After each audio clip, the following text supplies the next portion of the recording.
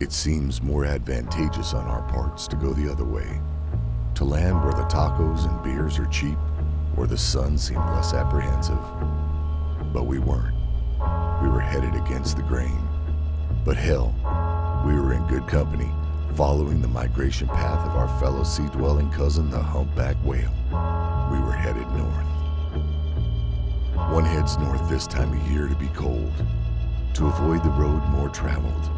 The swell reports, wind forecast, and overall weather fronts would have to come together in some sort of convergence that resembled a jambalaya of luck and low-pressure systems. But such is adventure, such is the open road, and such is surf.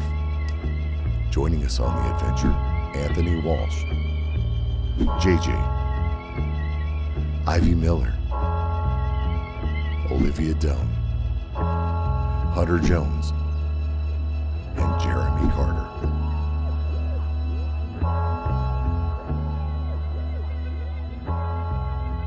Before we packed into our northbound van, we thought it shrewd to stretch our legs in the sea. We took to familiar shores and went for a quick dip.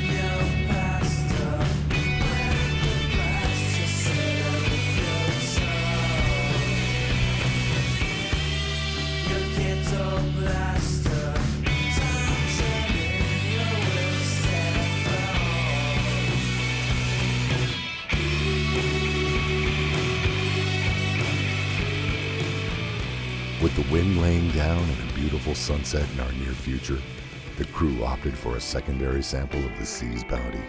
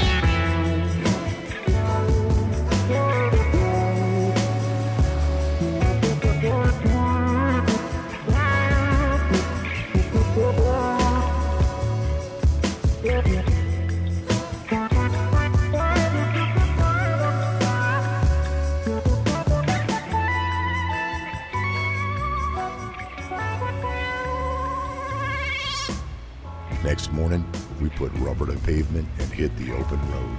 Before we got too far into the trip, we made a quick detour to a local craftsman.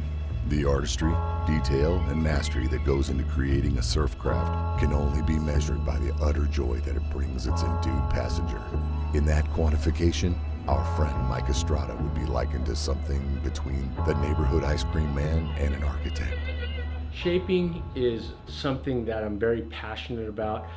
You know, ever since I messed around with it in high school, even before I started shaping consistently, but I always had a fascination for what I was writing, what was underneath my feet, and And even when I wasn't shaping, I'd try and work closely with the shapers that made my boards.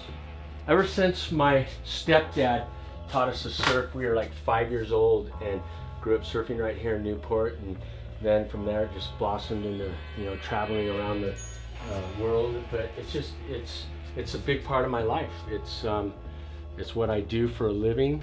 It's what I do for recreation.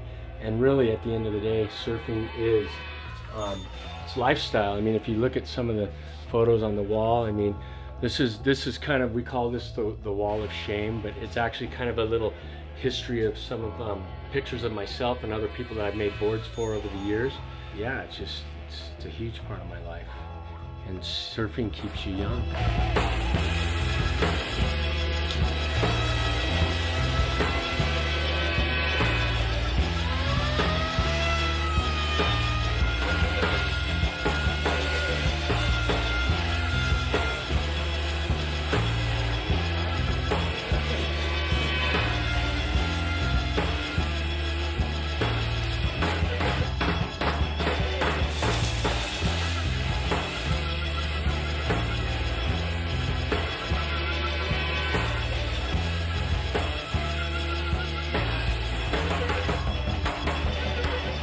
We packed our new surf riding vehicle and stopped for supplies.